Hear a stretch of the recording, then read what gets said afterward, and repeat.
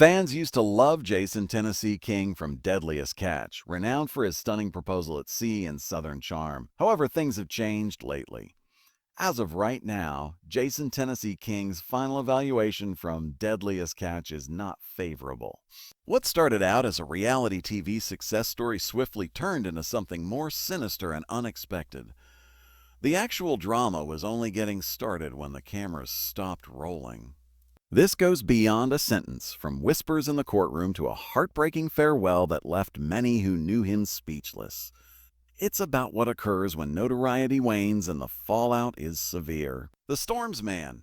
Jason Tennessee King was merely a man following love and crabbed before the lights of the courtroom and the jail bars. Additionally, he briefly performed both on national television. King was one of the most talked about new characters on board the Cornelia Marie when he was first introduced during the 2015 season of Deadliest Catch.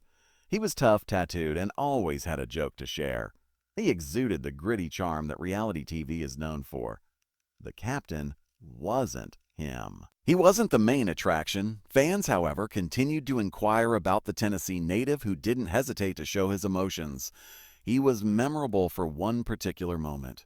He proposed to his girlfriend Tana on camera while they were in the middle of choppy Alaskan waters. It lacked polish and cinematic flair. It was honest and unvarnished. On highlight reels and fan pages, that moment was played back dozens of times, became his on-screen legacy. Trying to maintain love in the face of death and peril at sea, he was the southern heart of a vicious fishing crew. And it worked for a time. He had the girl, the fans, and the backstory. However, there were indications that things were not as solid as they seemed behind the spectacular scenery and smile.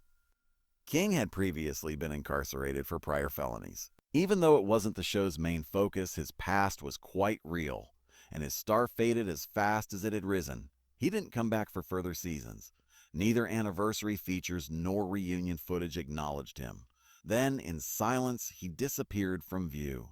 Primetime fame was a long cry from the years that followed. Jason's world started to fall apart in Tennessee, which is far from the Bering Sea. First, there were rumors, then there were whispers, and ultimately confirmation that the situation had deteriorated. Fans who recalled the heart-shaped deckhand began to learn about another Jason King, the one who made news for handcuffs rather than valor. Nevertheless, there was still optimism at that time. People thought it might have been overblown. Perhaps the system was being unforgiving. Perhaps he would come back and explain everything in an interview. However, as time went on, no interviews were conducted, no fishing boat, no posts, just quiet. The curiosity was further heightened by that quiet. Jason Tennessee King, where are you? Why did someone who had a chance at atonement and public recognition suddenly vanish?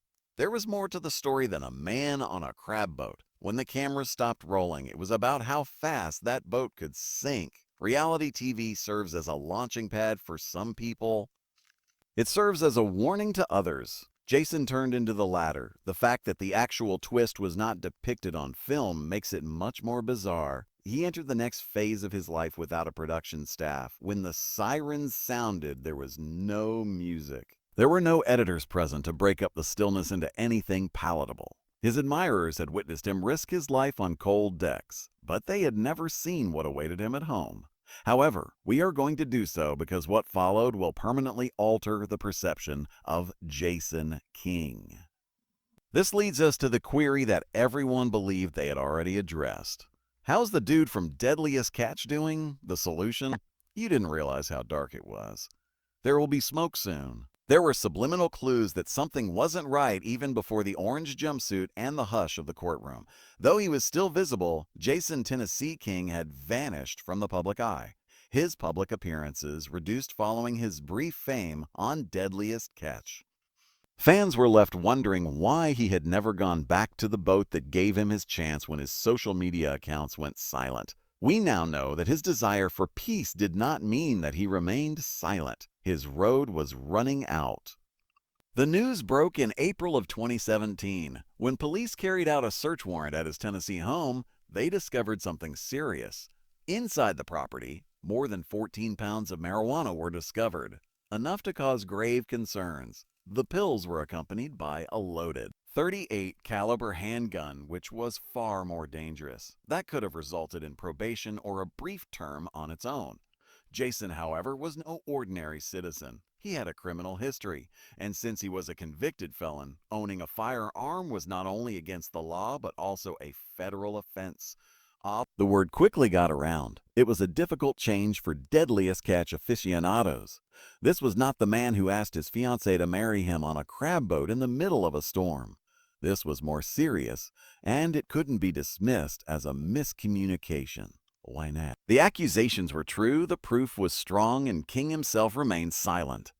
Deafening. No sit-down interview or press conference was held to clarify what had transpired. A mugshot that didn't like the smiling deckhand everyone recalled, along with a few dry phrases in court filings. He appeared older, distant, and worn down. However, some others continued to hope that this would only be another setback. Perhaps he'd say anything. He might be able to clarify things. There might have been more to the tale. But as each month went by, that hope dwindled.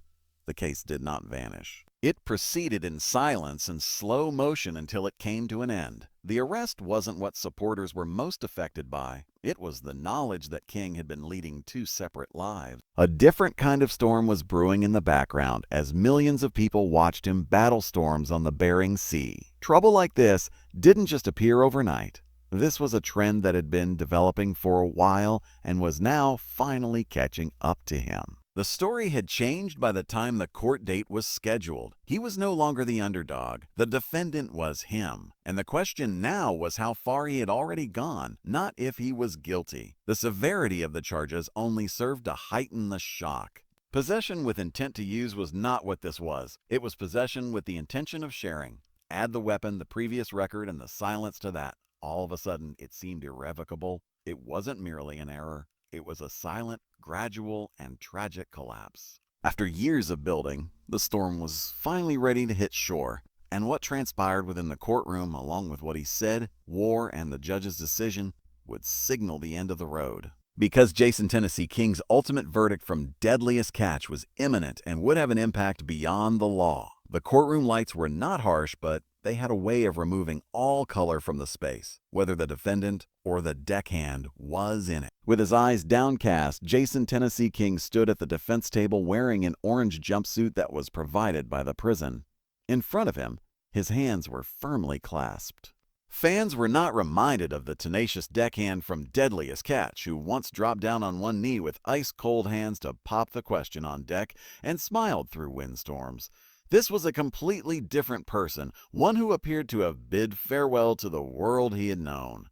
He was charged with felon in possession of a handgun and possession with intent to distribute marijuana, which were clearly stated. Not a single dramatic gasp, just the ticking of the clock, the rustle of papers, and the truth of what happens when the cameras are not there. No TV suspense. King remained silent throughout the hearing. He was not required to. No comment he could make could override the evidence. His residence was discovered to contain 14 pounds of marijuana, a loaded .38 revolver, and a criminal past that prohibited him from possessing any kind of firearm, much less one that was in close proximity to drugs. The seriousness of the allegations wasn't the only thing that surprised folks. It was the difference. How did the man who previously carried himself with southern charm and grit while navigating lethal waters wind up here before a judge, hearing how many years of his life would be cut away? He felt as though he had been carried away by a new kind of storm, one that had nothing to do with the sea. The judge didn't speak louder. He didn't have to. It was a purposeful sentence, 51 months in a federal prison, followed by supervised release for 3 years. It was brief enough to remind everyone that what King had really lost could not be quantified in time, but long enough to matter. No cameras, no hoopla, no wave of emotion in the background, just King's silent nod, a look at the floor, and what one court reporter would later characterize as a murmured goodbye forever. Nobody could be certain if he meant it for his followers, his independence, or the person he once was. However, the effect was noticeable. Although it wasn't crowded, the courtroom wasn't deserted either. Some of his former acquaintances had appeared, sitting rigidly and avoiding eye contact. He had proposed to Tana on deck, but she wasn't present. No one brought up her name, whether it was because she couldn't stand to see him in this state or because life had just moved on. The world continued to move outside the courthouse.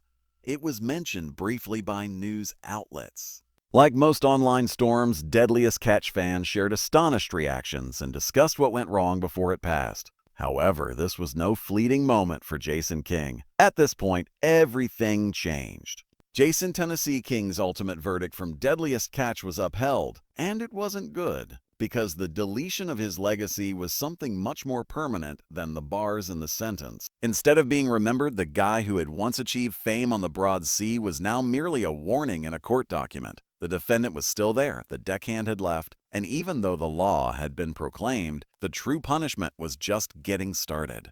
The decision is upheld.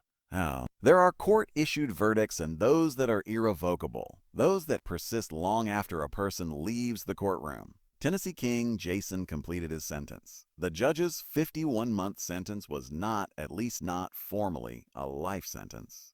However, there was no new beginning waiting for him when he was released from prison years later. No comeback story, no TV cruise, and no reunion with Cornelia Marie. He entered somewhere considerably colder, quieter, and eventually heavier. The world has reached a final decision without ever submitting a motion.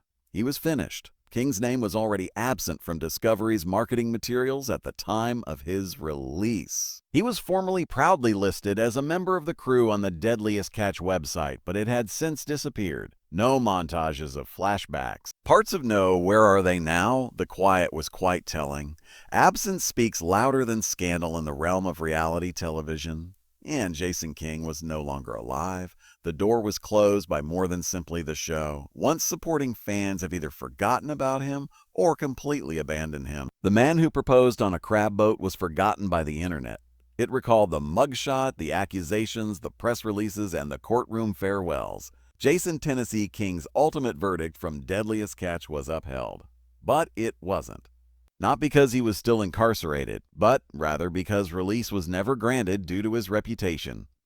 Some might contend that serving time ought to be sufficient and that an individual ought to be given the opportunity to start over after repaying their obligation to society. However, those whose demise was public appear to be exempt from that criterion.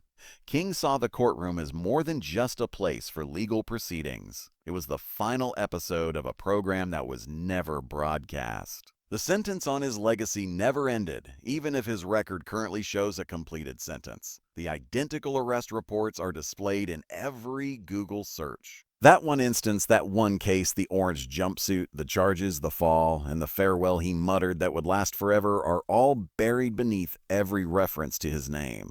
It was about all he knew, including his romance, his second opportunity, and his time in the spotlight.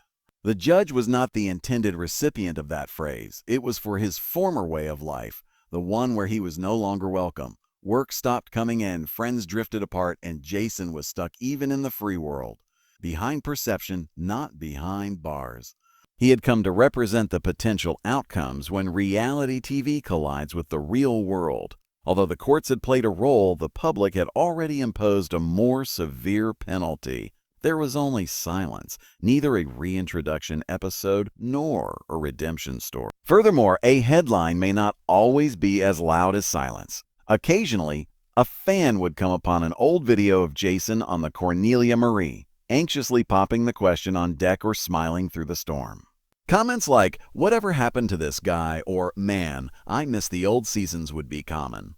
However, the remarks were short-lived. They were swiftly overshadowed by more recent drama and material. Perhaps the cruelest turn of all was that Jason King was no longer a part of the plot.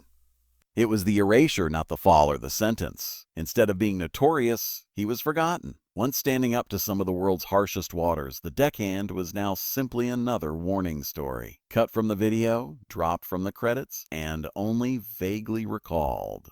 The ultimate decision was always about legacy rather than merely jail time. Legacy was also given a significantly more lasting punishment in that tribunal. Forever goodbye. The judge's gavel didn't reverberate as loudly as that. Louder than the news reports. Louder than the years he was imprisoned. Because the sea doesn't glance back once it has moved on. Tana, Tana existed long before the courts and long before the prison gates shut behind him.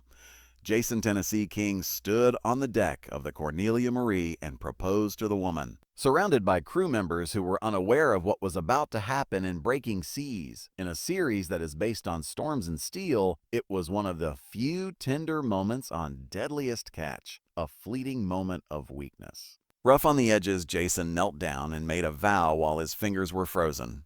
"Yes," Tana replied. The boat gave a cheer. The Globe briefly believed in something positive as the scene aired and the fans swooned. But all you see on TV is the highlight reel. What occurs when the cameras stop recording is not depicted. The pair is not followed home into reality, into silence, or into repercussions. Despite not being a cast member, viewers continued to think about Tana long after the season concluded. People looked for new information.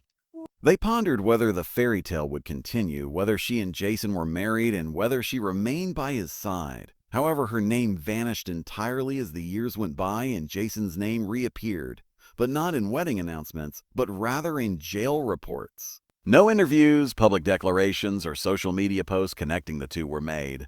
She was also absent from the gallery when Jason showed up in court in an orange jumpsuit. That was the clearest statement. When she left and whether she ever really stayed are unknown. Perhaps the breakup occurred prior to the arrest. Perhaps it gradually crumbled under the weight of poor choices. Or perhaps she left as soon as she realized that their proposal on a crab boat would be their final happy memory of one another. You don't go back to that kind of recollection because it hurts too much to recall your former optimism. Some conjectured that she initially attempted to support him. Others, like the crowd, thought she was caught off guard. In actuality, though, nobody is aware. She was never mentioned by Jason again, and if Tana ever spoke, it was in a way that no one ever heard. She vanished as neatly as he did. However, because her absence was a factor in the decision, she remains in the narrative like a ghost. Jason's silent farewell in court wasn't limited to the fishing boat or the general public. The person who had said yes to him with tears in her eyes and faith in her voice might have done it for her, for the life he believed he would create. It's not simple to say goodbye like that. It's the type that adheres. When you realize that your most well-publicized moment of joy actually marked the start of your decline, it can be subtly devastating. That your most exposed action, the one you believed would shape your future, is ultimately reduced to a historical clip shrouded in controversy. Tana might occasionally view the footage, or perhaps she stays away from it at all costs. Perhaps she has entirely moved on, got hitched, began anew. She forgot about the show, the sea, and the man who urged her to participate, or perhaps she never ceased remembering in a subtle way. Just because someone leaves your life doesn't mean they leave your heart. However, her quiet might have been the most agonizing outcome for Jason.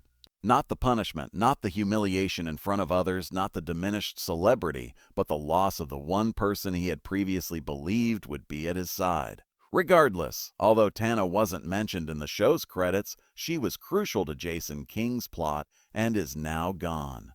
Final curtain or second chances? After someone leaves the public eye, there's always that one unanswered question. Will they ever return? The answer isn't straightforward for Jason Tennessee King. He left no burned bridges in his wake. He didn't deny wrongdoing or snap at detractors. He made no sound. He simply dwindled. And now, years later, there are just two options left because his name is silent. Either he has already come to terms with his permanent absence, or he is simply waiting for an opportunity to return. If there is a route back into the spotlight, it would be a steep one, not only due to his actions, but also to the state of the world today. Nowadays, audiences' recollections are shorter. The next scandal or hero is what the internet is constantly craving. Subsequent collapse? No. However, it hardly ever returns to see how the wreckage is doing. There is no trending story about Jason. There are no rumors swirling about him. And in fact, that could be the largest barrier to any sort of recovery. He is not despised. He has been forgotten. What if, however, that was precisely what he desired? Silence in public is frequently interpreted as embarrassment. Sometimes, though, it's a decision. Perhaps Jason recognized the benefits and drawbacks of fame. Perhaps he came to the realization that his greatest moments were when he was simply a regular person with a job, a fiancé, and a boat under his boots, rather than when he was on camera. Perhaps he didn't pursue the spotlight after it moved on. He dropped it. It's difficult to avoid wondering what may have been, though. We may be discussing him as one of the series' veterans today. If he had remained out of trouble and returned for another season, he possessed the heart, the personality, and the tale. All of that, however, was ultimately insufficient to offset the burden of his own history. In its own way, the industry he worked in is cruel. Conflict is fueled by reality TV, which then drops it when viewership declines. It's like a good redemption story, but only if it has a healthy dose of drama and vulnerability. They never got that from Jason. He never provided a tidy story, no emotional interviews, and no confessionals on social media. Merely a peaceful retreat from the world. However, a door remains open despite the silence. It only pauses the story. It doesn't end the book. Although they are uncommon, particularly for those whose errors make headlines, second chances are not impossible. Some ex-offenders heal, some return with a new mission, and some choose to remain anonymous and find contentment in a life free from cameras and commentary. Jason might now be one of them. Perhaps that is the salvation, living according to his terms, not those of the audience. Jason Tennessee King's final verdict from Deadliest Catch may still be in effect. It's not good. Because of what was lost, not because he is currently being punished. Potential. Have faith. An opportunity to achieve something greater than himself. What is left, however, is a peculiar form of freedom that is silent and unsaid. Have no expectations, just the vast ocean of darkness with no image to defend. He might never set foot on a crab boat again. He might never discuss what transpired in public. And we might never really know if he finds serenity in the midst of the chaos or if he regrets everything. One thing, however, cannot be condemned, removed, or forgotten. Choice, should Jason ever choose to reappear. He has decided to keep quiet for the time being. What if Jason Tennessee King's true punishment isn't jail time, but rather the life that awaits him after? One in which everyone stopped observing, yet they continued to judge.